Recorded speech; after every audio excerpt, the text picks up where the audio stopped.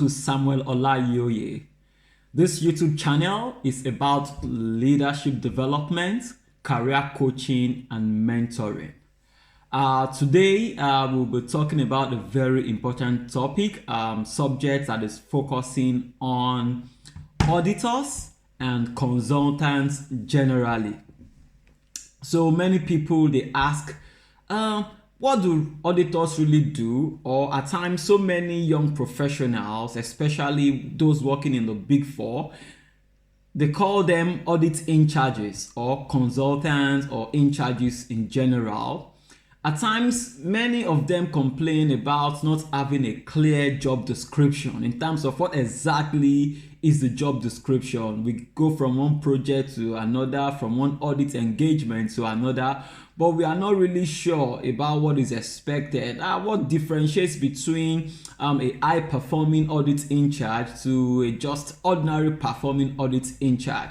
Many in charges and many managers, they are not in sync as to what expectation is, and many, to be honest, they really want to excel, they really want to perform at a very high level, but then they don't exactly know how to go about it, and that's because of the vague nature of the job description. Really, you don't necessarily have a job description as an auditor or an audit in charge, other than to just audit and then do things. But then today I want to give you a clear agenda, for a high performing audit in charge. You see, I've prepared some notes here that can really help you, and the title for today is the agenda of a high performing audit in charge or senior consultant. So if you are leading any audit engagement, or if you are leading any maybe risk management engagement, management consultancy engagement, there are certain things that you need to do as an in charge, okay? Especially an in charge that is looking to the next level to get to promotion to the to manager level, or an in charge that is seeking a very good performance evaluation at the end of the financial year. So if that is what you're looking for, then this is for you. Remember to subscribe to my channel if you have not subscribed. Press the notification bell, and also please ensure you share this content with your colleagues who you think they might also be interested in content like this, and we help them in their career development. So let's dive into today's content. See, number one thing, the first agenda of an audit in charge or any consultant, that is leading a field engagement, number one is quality. From an audit perspective, it is audit quality.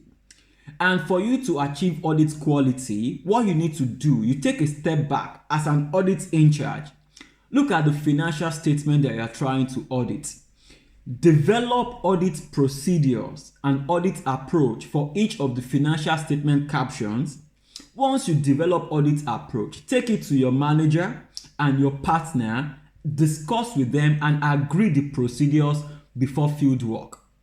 So what this means is that be proactive about identifying the financial statement captions and the relevant audit procedure that are going to address the assertion risk that you are trying to audit. So develop audit procedures for completeness, for accuracy, for any assertion that is relevant for that particular financial statement caption. So once you have it, take it to your manager and partner or director, as the case may be, and agree the procedures before the field work. When you do that, it's really improve your chances. You don't begin to do things that you have to redo over and over after review. That's number one, audit quality. Now, also in ensuring audit quality, the next thing to do is focus on the significant work areas. So as an audit in charge, you don't have to do everything. What are the risk areas? For instance, if you are auditing financial institution, the largest asset in the balance sheet are the loans, the risk assets. That is what you need to focus on. Be the one in charge of the significant, the significant risk areas of the audit. That should be your baby. If you are auditing a real estate client, for instance, the valuation, that is where the significant risk area is. So whatever is the significant risk area in your clients in the audit engagement, that is your baby as an audit in charge. And also make sure that you have agreed the audit procedure, or how you are going to get comfortable over the relevant assertions for that particular financial statement captions before you continue. The next thing is to ensure that you address all review points early.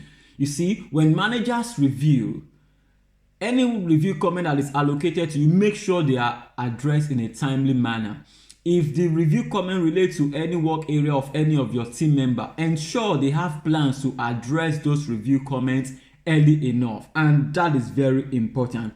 Also, be proactive in organizing reviews with your managers and directors and partners, as the case may be. You see, for you to ensure audit quality, you have to be proactive. Go to your manager, what do you want to see? Go to your partner, what are your expectations? This is my understanding. Can we audit review? You see, many partners, when you go to partners to audit review, they have a very good perception about you. Number one, you are learning. Number two, you are getting the job done first. First time, you don't have to go back. When you do it, they audit review, they raise comment, you address it. If you don't understand, you ask questions and you keep moving. So the number one agenda of an audit in charge is audit quality. And to achieve audit quality, I said, develop the procedure proactively, agree it with your directors and manager and partners and relevant stakeholders before field work. Focus on the significant work areas, significant risk areas of your audit is your baby as an audit in charge. Ensure that review comments by managers and partners are addressed in a timely manner. Whether they are raised for you or your team members, make sure that they address their review point on time, and proactively organize reviews such that everybody is on the same page on the quality of work that is being done. That's number one. Number two is clients and other relationships. See, as an audit in charge, your responsibility is to liaise between the audit team and the audit clients. And this affects growth when it comes to business. You see, client relationship management is one of the things that ensure growth. Most big four firms, they want to grow their client base. They have growth ambition. They want to improve their revenue. They want to grow the business. Managing clients in a proper way, is one of the key agenda of a high performing audit in charge or any consultant. So make sure you are the first point of contact to the client and involve your manager or escalate issues when necessary. So for instance, if there is going to be anything that is going to come to the audit team, position yourself in such a way that the clients actually reach out to you first. You see, when you build that level of trust and confidence that your clients can reach out to you first, as the first point of contact, it builds confidence, it builds trust and confidence. And then if it's beyond you, then you can escalate accordingly. But make sure you build that relationship, build that trust that you are the first point of contact that the client is reaching out to before going beyond you. Respond to client calls and emails within reasonable time. Of course, I'm not saying respond at odd hours, but if you promise, say for instance, if you receive a mail from your client requesting from something, even if you don't have the right answer, acknowledge the email and say, I'm going to get back to you at so time, and make sure you get back to the client. It's very important. When you make a promise, you deliver. You don't have to have the answers to everything. You just need to consult at times and then you get back to the client. So, and also ensure you communicate. Don't let the relationship be such that it's only during the audit time. Find out what is going on before field work. Just reach out, drop a mail, make a phone call. At times it's better to call than to send mail. Minimize mail sending when it comes to client. Okay, it's better to have a telephone conversation. Then if you then need to you can then follow up with a mail to say, as discussed, XYZ. When you do that a lot, everybody understand we are all on the same page, and when you need to send a mail, it's understandable that yes, I just need to send a follow-up mail. Number 3 is in charging the team. That's people management. So audit quality, growth, and people. You see, most of the issues that stress people out working with big fours, big three, and other big consultancy firm is people. You see, people management, the job is stressful in itself, so the way you manage your team goes a long way. So you need to develop a responsibility matrix. How do you manage your people?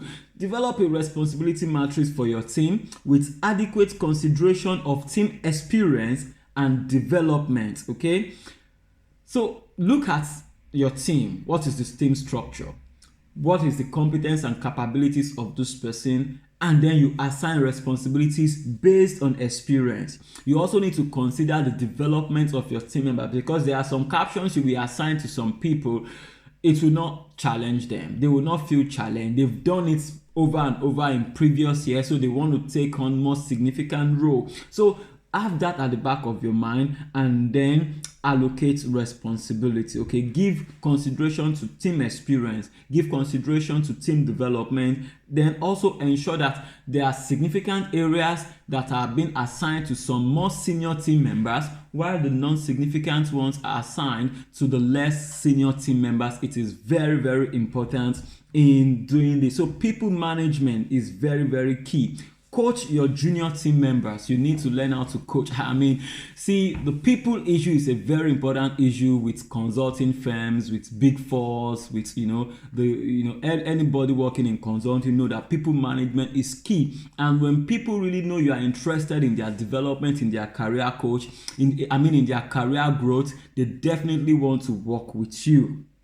So coach your junior team members and be ready to explain how their work areas impact the overall audit. See, it is very important, especially for freshers, new entrants into the audit profession. They just do what they have been told to do. You need to take time to explain to them how their role, what they are doing, how it fits into the overall audit reports at the end of the day. So if they are working on tying the property plan and equipment, they need to know that whatever they are doing is helping us to make conclusions, at the end of the day. So be ready to explain what's their role and how their role, what they are doing, impacts the overall audit objective. Monitor the work progress of each team members and make sure that they are delivering at the quality expected of them. So you expect a senior to deliver a better quality compared to a junior team members, but also while you are allocating tasks for them, you have given consideration to the experience and the team dynamic. So number 1 agenda is audit quality for an audit in charge. Number 2 is client relationship management. That's growth ambition for most audit clients, for most audit firm and big four firms. Number 3 is managing people, and that's also one of the key pillars that all this big consulting firm focuses on. So an in charge, your people skill is also very important. Number 4 is your engagement management, and that is the project management piece of your work. You see, a high performing in charge is someone that actually understands how to manage his or her engagement. Project management skill is very, very vital. You see, for you to be rated highly as an highly effective consultant, your project management skills must be on point. See, direct an experienced team member to book all review time. See, by just making sure that all review times are in the calendar. So make sure you agree review timelines and make sure that all the review times are already booked in the calendar of both managers and also the director. Make sure those things are booked. That is a very easy win. Check with the reviewer. So for instance, if your manager is supposed to review by 10 a.m. tomorrow, make sure that everything they are going to review, you highlight them and send it to them. So you can send it to them by a close of business a day before, okay, and then an hour before that review time, go and meet that manager or that director or that partner. We will have a scheduled review in an hour. Are you able to review? Are you able to do your review at that time? If they say, oh yes, I'm going to get to it, that if they say, oh sorry, I think something is in the pipeline that I will need to attend to, but I will get to that. Get a commitment from them. Please, may I know when you are able to review, because we need to plan such that, because we've planned your review for this time so that we can address some of your concerns, and then we are able to send the work for the next level of review. Let them know how their role affects the overall plan, because if they miss their own review, it then means that there's going to be a snowball effect and the next person is going to miss their review. So but go an hour before the review, check with them, are you going to be able to do the review? If they are not going to review on time, let them know the implication. You see, many audits in charge don't know that when you have to manage upward. As well as managing your junior team members, you need to manage upward. Let your manager, let your partner, your director, let them know the implication of not reviewing on time, because it's going to affect everybody at the end of the day. Monitor your query trackers, your PBC trackers.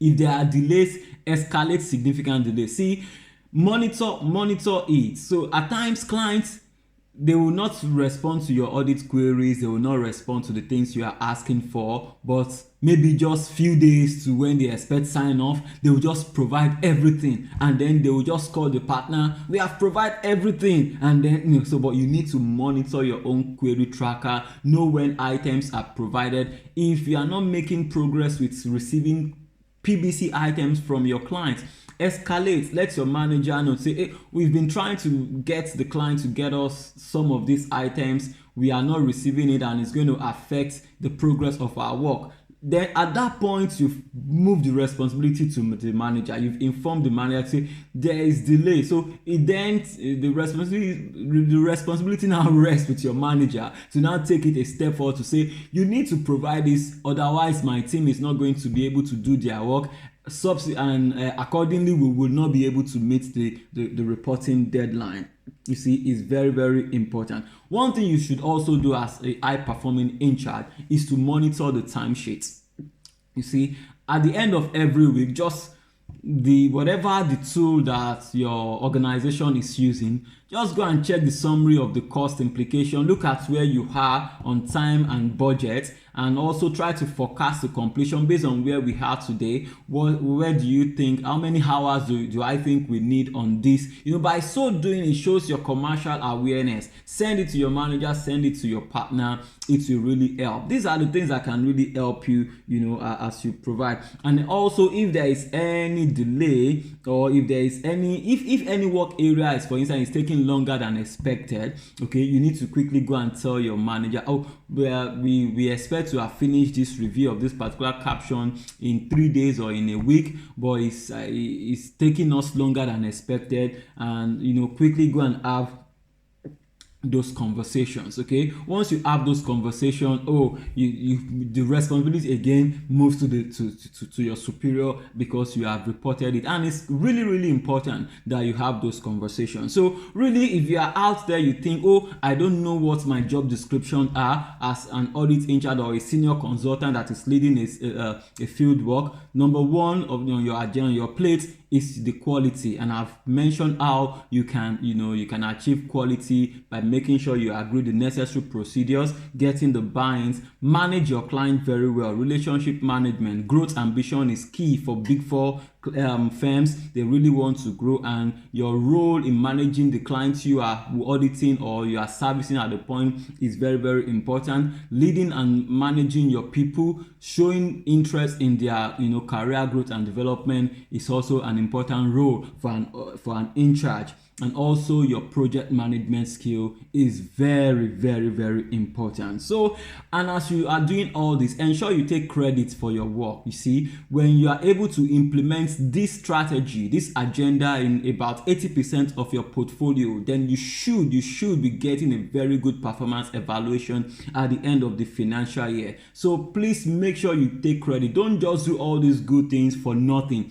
Do it and take credit for it. Ask to be recognized, get those feedback, and I believe that at the end of the day, you know that you are getting rewarded for putting in the hard work. So it is very important. Now you know what your agenda is as an audit in charge, as a senior consultant. So when everybody say, no, I'm not really clear, in fact, you can put this thing down and go and give it to your manager at the beginning of every engagement to say, these are the things I think my roles are. If I'm able to deliver this on this engagement, I should be getting a very good performance evaluation at the end of the day. Get them to agree to that, and I believe that at the end of the day, you will be happy because you would have delivered, as expected of you as an audit in charge. I hope that you have found this content useful, and I believe that as you are getting busy in this busy season, you now have a clarity as to the direction of travel. You now know what is expected of you. I wish you all the best.